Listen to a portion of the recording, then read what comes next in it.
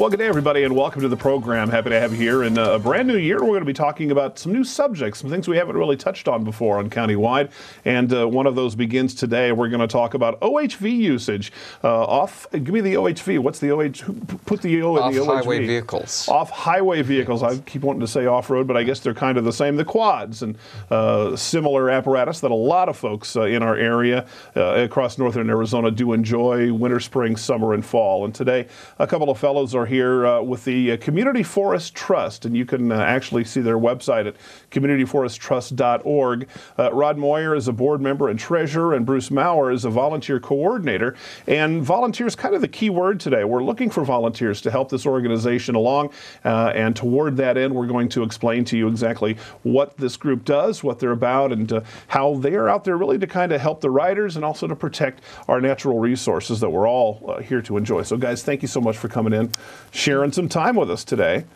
Bruce, let's just kind of get right to it. You need volunteers. We need volunteers. So many programs do, but let's start with just, if I can, get kind of a background on this group and what you're about and what it is you do. Okay, well, the Community Forest Trust has actually been in existence for over 5 years, but we took on an obligation with the Forest Service this last year where we will help recruit volunteers for operations all around the forest. Okay.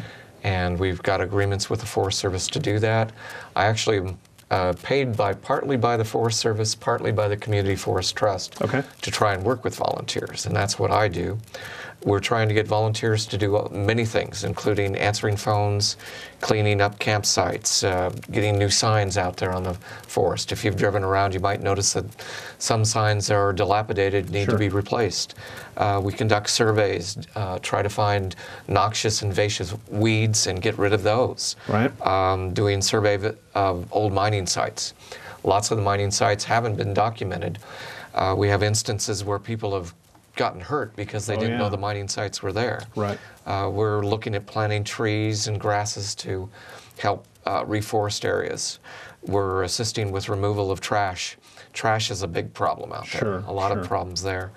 And then just whatever assistance else we can do to the forest to provide ways to sustain it. Our whole goal is to make the forest something that's going to be the same in 100 years for our children and their grandchildren. So we can enjoy forever. When you say the forest, you're talking primarily the Prescott? Primarily the Prescott is where we are working right now. Right. Certainly riders get out. And when I say riders, and Rod, maybe you can kind of help me, let's get just kind of a quick definition of when we say OHV, I think of quads. Is that most typical? OHV includes off-road motorcycles, ATVs, all-terrain vehicles. Right. What are sometimes called UTVs, which are the side-by-side quads. Okay. And 4x4s, Jeeps, and the like. Yeah. Anybody that gets out there and is kind of taking, advantage of what we have and enjoying. Exactly. Okay, they need to be.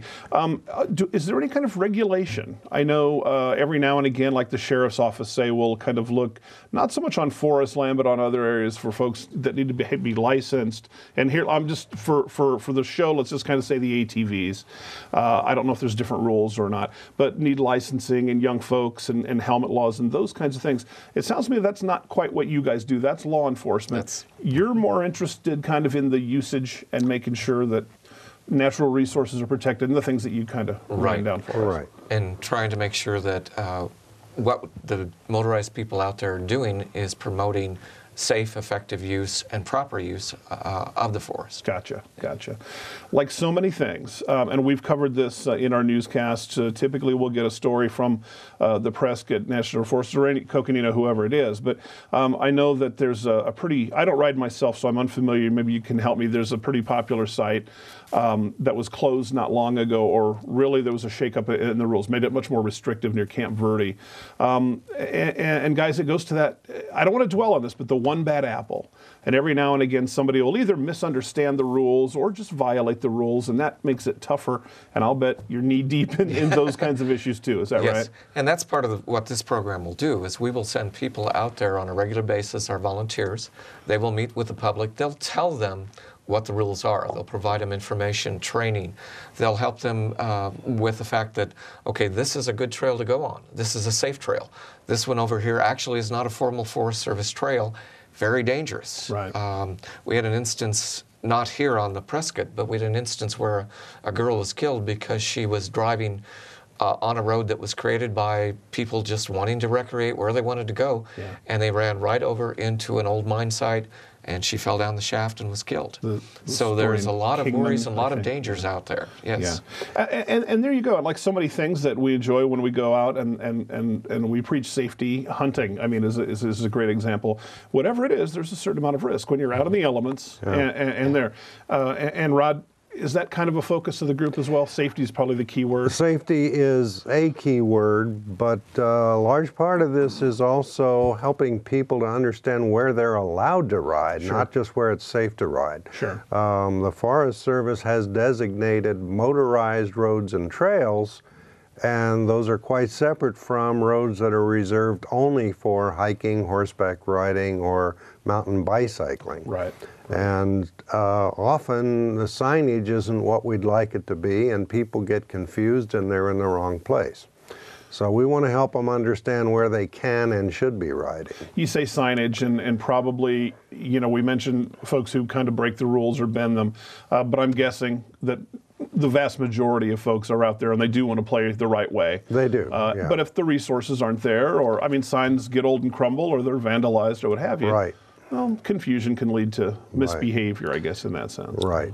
And that's part of our emphasis, too. We have people that will actually be working on obtaining and building new signs, repairing old signs. Right. And some of the volunteers with the ambassadors will be doing the same thing. Plus, they'll be going out and driving those trails, trying to find out where we need to put more signs. Sure. Where you come to an intersection, you don't know where to go, and trying to determine which place and how to inform the public of what they need to do. Sure. Most people, with given direction, will do it the right way. The famous Johnny Carson fork in the road, you know, and which way is the real trail? Exactly. Exactly. Well, and toward that, let's talk about the volunteers, and we'll visit that, and then some other things I want to ask you about. I'm guessing a lot of your volunteers probably are OHV enthusiasts themselves. Makes sense. But what else do I need to know? Just a desire to help, I guess. Yeah. To be a volunteer, first of all, you have to be 18 years old. Okay. You have to possess a valid driver's license, and you have to be able to operate in OHV responsibly and safely. Right. You'll get training on that. You'll also get things like first aid training. You'll learn how to use a radio and the radio frequencies that the forest uses and how their protocols are used out there in the forest.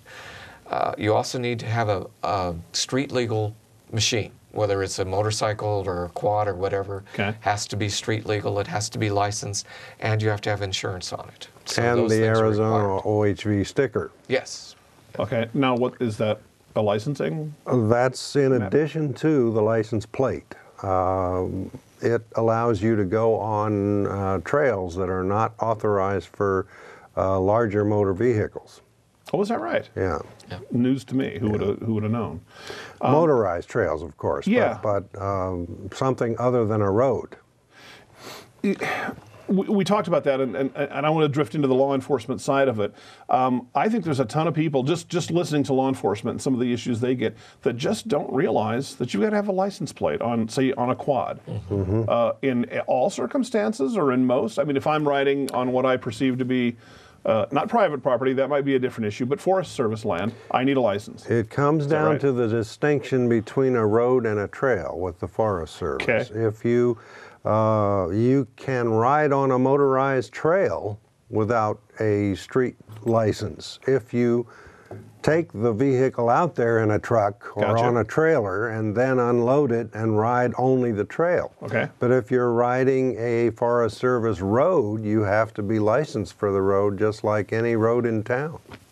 Seems like it might be tricky to do only one or the other. Yeah, you have So to prepare. be able to read the signs. you know. Right, there you go. Guys, let's go ahead and take just a short break. Plenty more to talk about. I want to kind of revisit something you said, Rod, about with horseback riders and hikers and that interaction. That can cause some trouble sometimes, too. Rod Moyer and Bruce Maurer are here. We're talking OHVs today and some volunteer opportunities for you. We'll chat more about it when we come back to Countywide after this.